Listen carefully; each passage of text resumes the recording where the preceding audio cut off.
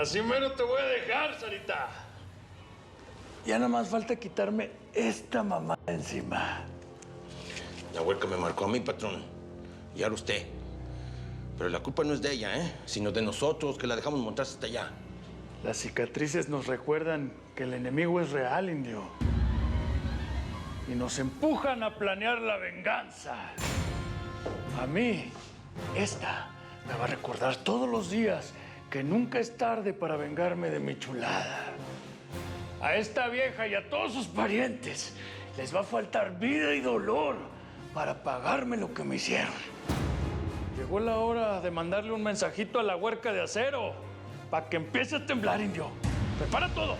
¡Órale! Todo gusto, patrón. ¡Vámonos!